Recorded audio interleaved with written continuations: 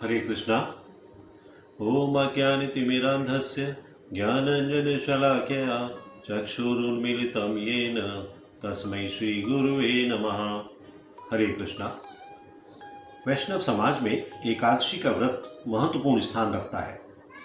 सभी वैष्णव प्रत्येक वर्ष 24 एकादशी व्रत का पालन करते हैं, लेकिन जब अधिक मास या मलमास आता है तब इनकी संख्या बढ़कर 26 हो जाती है। एकादशी का व्रत भगवान विष्णु की अर्चना का पर्व है। ये पर्व अगर हम अपने जीवन से अभी तक नहीं जोड़ पाए हैं तो हमें बिना और देर किए इसे जोड़ लेना चाहिए। ज्येष्ठ मास के शुक्ल पक्ष की एकादशी को निर्जला एकादशी कहते हैं। इस व्रत में पानी का पीना वर्जित है, इसीलिए इसे निर्जला एकादशी कहा जाता है।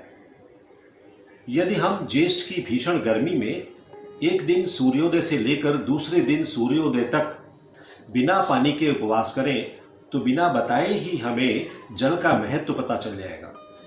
जल और वायु हमारे जीवन में बहुत महत्वपूर्ण है। ये दोनों तत्व पंच तत्वों में शामिल हैं। कहा ही गया है कि क्षितिजल पावक गगन समीरा। जल और समीर यानी कि वायु, शास्त्रों में कहा गया है कि सभी एकादशी निर्जला ही की जाए तो अति उत्तम है। लेकिन यदि किसी कारणवश ये संभव ना हो सके तो कम से कम यह पांडव एकादशी अवश्य निर्जला की जाए। एकादशी के दिन अन्न वर्जित होता है। यदि बहुत आवश्यक हो तो फलाहार किया जा सकता है। बहुत से लोग उपवास के दिन तरह तरह के फलाहारी व्यंजन या यूँ कहें पकवान बनाते हैं और उनका सेवन करते हैं। ये उचित नहीं है। कोई भी उपवास नियम पालन किए बिना करना अधूरा रहता है। निर्जला एकादशी का पौराणिक महत्व और आख्यान भी बहुत रोचक और जानकारीपूर्ण है। जब वेदों के रचयिता सर्वज्ञ वेद व्यास ने पांडवों को चारों पुरुषार्थ अर्थात धर्म, अर्थ, काम और मोक्ष देने वाले एकादशी व्रत का संकल्प कराया तो पांचों पांडवों में महाबली भीम ने उनसे ये निवेदन किया, पितामह, आपने तो प्रतिपक्ष एक दिन के उपवास की बात कही है। मैं तो एक दिन क्या एक समय भी भोजन के बगैर नहीं रह सकता। मेरे पेट में ब्रक नाम की जो अग्नि है उसे शांत रखने के लिए मुझे कई लोगों के बराबर और कई बार भोजन करना पड़ता है। तो क्या अपनी उस भूख के कारण मैं एकादशी जैसे पुण्य व्रत से वंचित रह जाऊंगा? हम सब जानते हैं कि भीम इतने शक्तिशाली थे कि उनमें 10,000 हाथियों के बराबर बल था।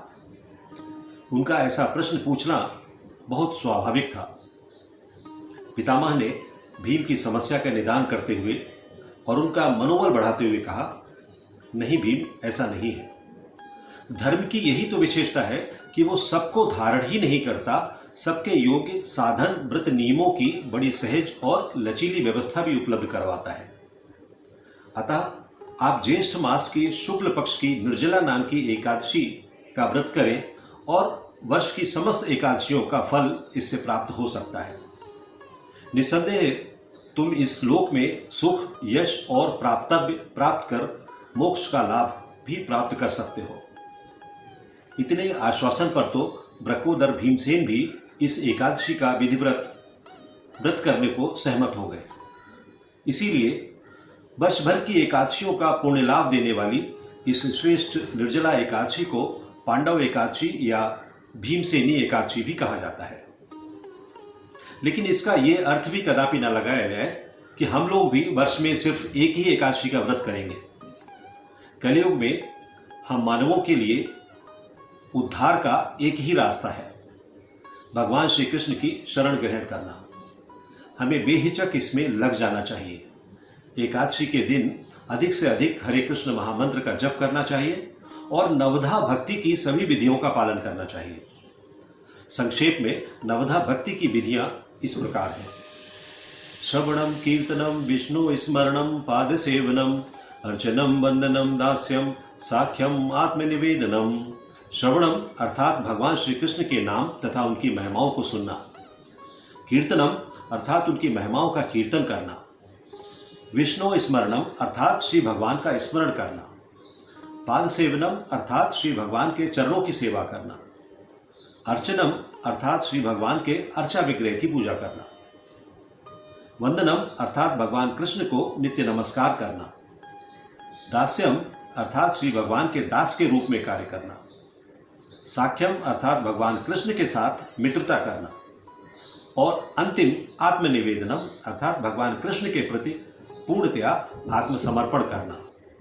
हरे कृष्ण।